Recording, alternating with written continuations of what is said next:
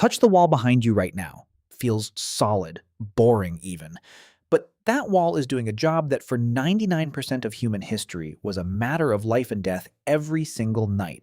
It's holding a 70-degree bubble of air around your body while the outside world tries to rip it away. You didn't engineer that bubble. A construction crew did, decades ago, with materials you've never touched. 45,000 years ago, a naked-skinned human, same soft animal you are right now, walked into temperatures of negative 50 degrees Fahrenheit with no walls, no crew, and no blueprint except the one in their own head. And they didn't just survive it. They built their own version of your bubble. Out of monsters, ice, fat, and bone. Here's what that system actually looked like, piece by piece, and a few parts of it are stranger than anything you'd guess. Start with the part of the system that traveled everywhere they went, what they wore. In 1988, at a site called Sunghir in Russia, archaeologists opened a grave that shouldn't have existed. Two children, covered head to toe in thousands of hand-carved ivory beads, each one roughly an hour of labor. The beads weren't the real find. Their position was. The pattern traced clothing that had long since rotted away. Fitted trousers, sewn jackets, footwear shaped to the body, not draped over it. The tool that made it possible is almost too small to believe. The eyed needle, a sliver of bone, sometimes the size of a toothpick with a hole drilled through one end. Over 40,000 years old, found from Siberia to Western Europe. Before it, humans wrapped themselves in hides. After it, they could seal themselves inside hides, stitched tight at every seam. And the materials weren't random. Reindeer hide for outer layers, because each hair shaft is hollow and traps air like the foam in your walls.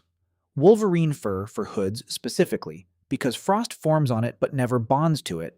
Breathe into it for hours, and the ice just brushes off, while every other fur tested ices into a frozen mask. Here's a detail almost nobody mentions. Cold climate humans didn't just wear hide, they insulated inside their shoes with it. Footwear from multiple Ice Age and early Holocene sites, most famously the 5,000-year-old Iceman found in the Alps, shows boots packed with dried grass, woven into a sock-like layer between foot and leather. Grass holds air the same way snow does. Your wool socks are doing, with sheep fiber, the exact same trick humans were doing with handfuls of dried grass before agriculture even existed. So the body was sealed, but none of it works without fire. And starting fire in a frozen, treeless landscape is its own engineering problem. Here's the part that surprises people. Ice Age humans weren't just rubbing sticks together and hoping. Excavations across Europe have turned up small kits of iron pyrite stones paired with flint. The two struck together to throw a shower of hot sparks directly onto dry tinder. The same physical principle as a modern lighter's flint wheel, just without the steel housing. Some of these pyrite nodules show wear patterns proving they were carried and reused for years, not picked up once and discarded. That's not luck. That's a tool kept in someone's bag on purpose, the way you carry a lighter. Fire could start a flame. Keeping people alive through a whole night needed something bigger, a building. And on the open steppe, with no trees for hundreds of miles, the only large building material available was already dead and 12,000 pounds. At sites like Majirik and Kostenki, archaeologists found full dwellings built almost entirely from mammoth skeletons. Skulls, some over 200 pounds, stacked into a load-bearing foundation ring. Tusks, already curved into nearly the right shape, locked overhead into a dome frame. The frame was wrapped in stitched hide, layered for 3 separate jobs.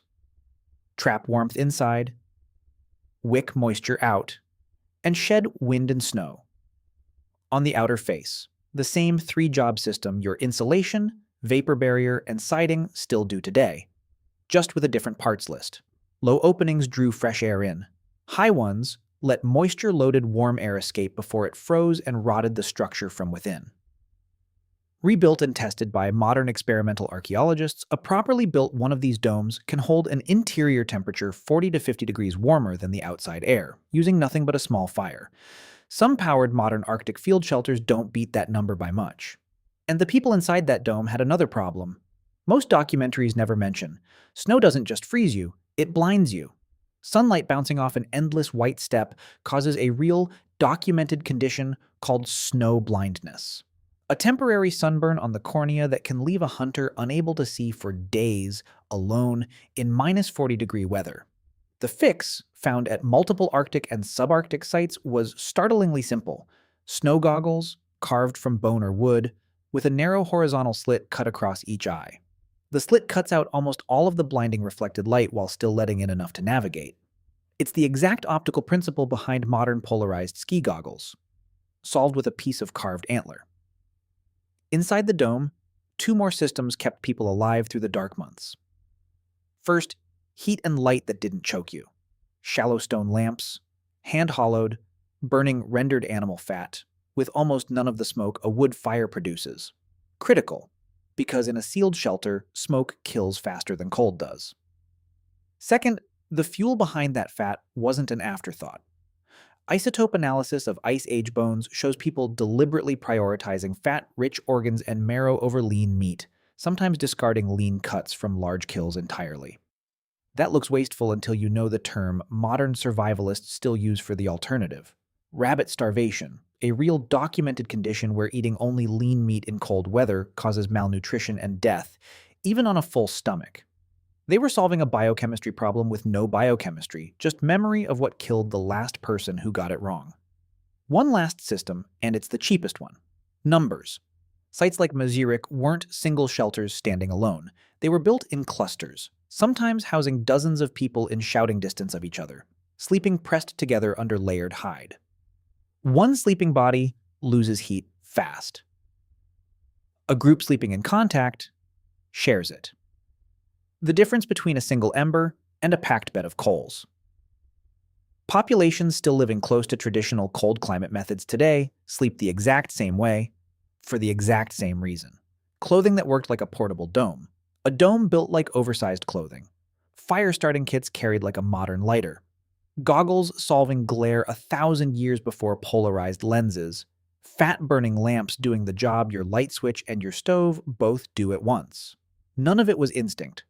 All of it was tested, passed down, and refined across thousands of generations, in a place with zero margin for guessing wrong.